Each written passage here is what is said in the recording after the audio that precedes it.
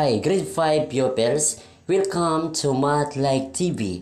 Ngayon po ang video ito, aking ituturo sa inyo about area of a circle. Ang ating objectives: A. Visualizing area of a circle. B. Derives a formula in finding the area of a circle. And letter C. Finds the area of a given circle. Bago tayo magsimula, tayo muna ay mag-pray. Dear God, as we begin this lesson today, we thank you for the gift of learning and the chance to explore the world around us. Please be with us, guide our minds, and help us to understand and remember what we learn. Bless our teachers and make this time of learning fun and exciting. In Jesus' name, we pray. Amen. Ngayon, ating nang simulan. Look at our figure. Okay, tingnan nyo po. Ang kabuuan ng circle, tawag nito ay circumference. Then, pag hinati ito sa gitna, ang tawag po nito ay diameter.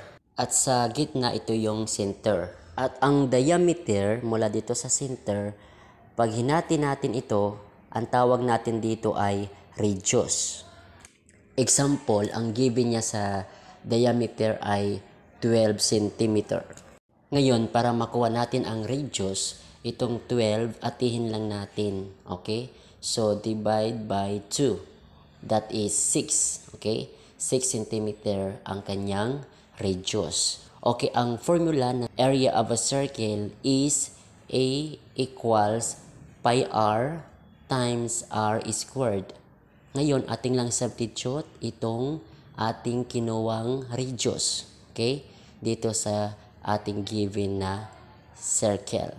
Okay? So, equals ang value ng pi r, that is 3.14 approximately. Then, times itong radius na 6 cm squared. Okay, so ating muna simplify itong radius kasi meron siyang squared. So, multiply itself twice. So, that is 36 cm squared. Then, i-multiply natin sa pi r na 3.14. So, the product is 113.04. Kopyahin ang units, that is centimeter squared. Yan po Math Like TV. Okay, now, let's practice. Ang direction natin, ang sabi, calculate the following area of a circle. Run off your answer to the nearest hundredth whenever possible. Okay. So, ang number 1 given natin, ang radius ay 5 cm. Ang formula ng area of a circle ay A equals pi r times r squared. Okay. So, ang value ng pi r, that is 3.14 approximately. Then, i-times natin sa given na radius 5 cm. Dahil ang r squared o radius ay may exponent na second power, i-multiply natin muna, simplify muna natin itong 5 cm. Okay? Multiply itself twice. Okay, 5 cm times 5 cm equals 25 cm squared.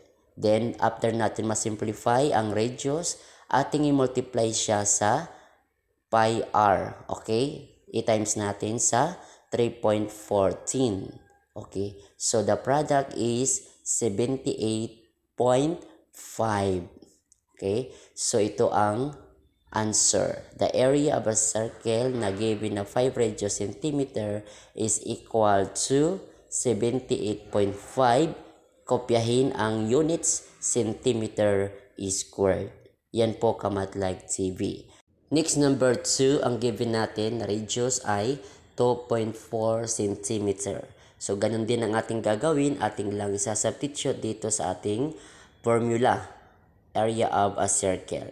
Okay, 3.14 times itong radius ay multiply muna natin itself, itong given na radius. So, 2.4 times 2.4, that is 5.76 Copy the units, centimeter squared. Then, i-multiply natin dito sa 3.14. That is 18.0864. Okay? So, ngayon, magra-round off tayo to the nearest 100. So, itong unang digit number after the decimal, that is tens, then hundreds, itong 8. Ang kasunod ay yung 6. Okay, dahil 6 na po yung kasunod, maka-round off tayo dito sa 100. So, itong 18.08 ay magiging 18.09. Okay? So, copy the unit, centimeter squared. So, ito po ang final answer. Take note, mag-round off lang tayo to the nearest 100 kapag ang next digit kapag ay umabot ng 5 above. Pero pag below 5, din natin siya mararan off to the nearest 100. Okay? Now, I'll give you 2 items. Just comment your answer. Kaya ngayon, kung meron kang natutunan sa video ito, pakipindot naman ang like. At kung bago ka pa lamang sa aking channel, pakipindot naman ang subscribe, maging ang bell notification upang ikaw ay laging naka-update sa mga bagong video ni upload sa aking channel na ito. Maraming salamat po sa inyong panonood.